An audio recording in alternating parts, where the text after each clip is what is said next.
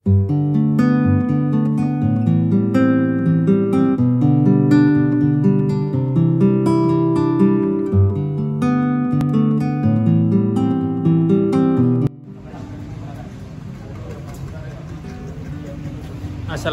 warahmatullahi wabarakatuh. Salam sejahtera buat kita semua. Salam Om Swastiastu, Namo Buddhaya, salam kebajikan, Rahayu. Perkenalkan, kami dari kelompok 13 Sistem Pengendalian Manajemen K2 Manajemen 2020.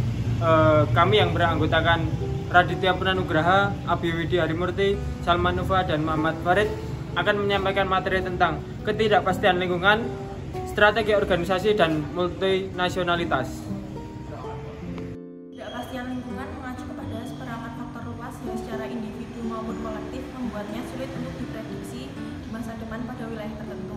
Ketidakpastian itu dapat berasal dari perubahan lingkungan alam, lalu iklim politik dan ekonomi, pesaing, pelanggan, pemasok, dan juga regulator. Ketidakpastian membuat action control sulit untuk dilakukan, dan apabila hal tersebut sulit untuk dilakukan, maka manajer cenderung bergantung kepada result control. Ketidakpastian berdampak pada result control. Yang pertama, result control tidak efektif apabila karyawan tidak mengerti cara untuk mencapai tujuan. Lalu yang kedua, saat karyawan mengetahui cara untuk mencapai tujuan, result controlnya tidak optimal karena karyawan tidak diberikan target yang menantang. Lalu yang ketiga, ketidakpastian dikombinasikan dengan result control menyebabkan karyawan menanggung resikonya. Yang keempat atau yang terakhir yaitu ketidakpastian yang tinggi cenderung memiliki dampak yang luas pada struktur organisasi, pengambilan keputusan, dan juga komunikasi. Oke, baik, selanjutnya adalah strategi perusahaan. Yang pertama, related diversification, yaitu tidak berbeda jauh kegiatan inti bisnisnya. Yang kedua, interdependensi yang tinggi antar unit bisnis. Yang ketiga, komunikasi interpersonal dalam jumlah besar. Yang kedua, unrelated diversification, cenderung independen dan tidak terbatas pada kegiatan utama bisnis. Asimetri informasi, lalu sedikit sinergi.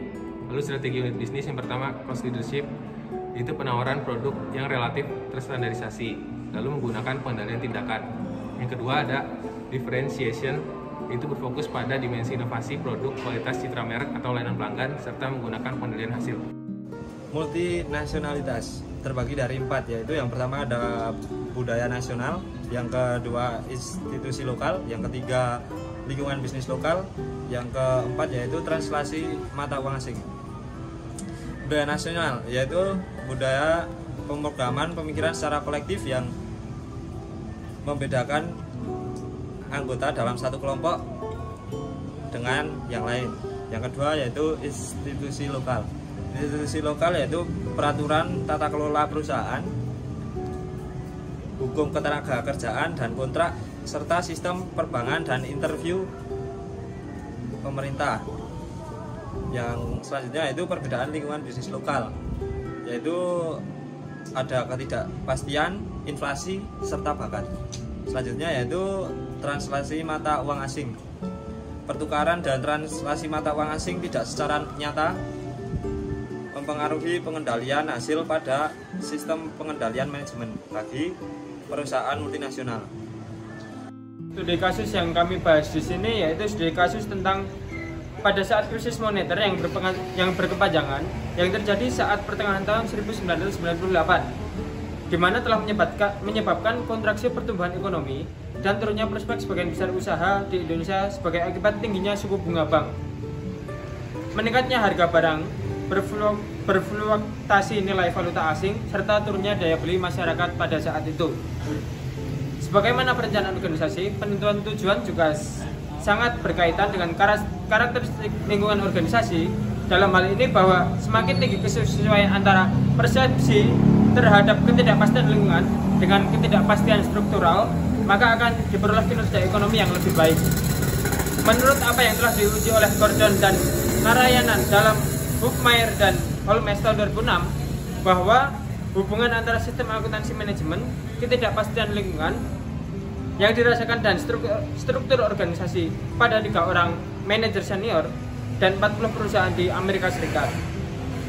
Mereka menemukan bahwa tingkat dari perceived environmental uncertainty mempunyai hubungan yang positif dengan pemilihan struktur organisasi. Perceived environmental uncertainty akan mempengaruhi anggota-anggota organisasi untuk bergerak untuk menuju bentuk struktur yang organik yang dicirikan oleh kemampuan memproses informasi yang lebih tinggi. Lebih dari itu, sebagian pengambil keputusan dalam ketidakpastian lingkungan yang lebih besar diperlukan. Informasi tambahan berbentuk informasi eksternal dan non eksternal. Studi empiris menunjukkan bahwa karakteristik lingkungan bisa mempengaruhi pemilihan kontrol sistem. Dalam ketidakpastian, pembuat keputusan akan memerlukan lebih banyak informasi yang diorientasikan ke masa depan dan didukung oleh Gordon dan Narayan dalam Grompus pada tahun 2018 yang menemukan bahwa organisasi memerlukan informasi eksternal dan non-keuangan untuk memperbaiki kemampuannya dalam membuat suatu prediksi. Ketidakpastian lingkungan dapat berimplikasi pada pemilihan pengendalian sistem manajemen yang sesuai. Pemilihan tersebut dalam bentuk operasionalnya dapat menggunakan SOP yang lebih rigid agar dapat meminimalisir dampak dari lingkungan yang selalu berubah. Mungkin itu materi yang dapat kami sampaikan. Apabila ada kekurangan materi atau kesalahan dalam penyampaian materi, kami dari kelompok 13 Sistem Pengendalian Manajemen K2 Manajemen 2020 mohon maaf yang sebesar-besarnya. Sekian kami tutup. Harapannya untuk para penonton bisa memahami materi yang kami bawakan. Kami tutup. Wabillahi taufiq wal hidayah. Wassalamualaikum warahmatullahi wabarakatuh.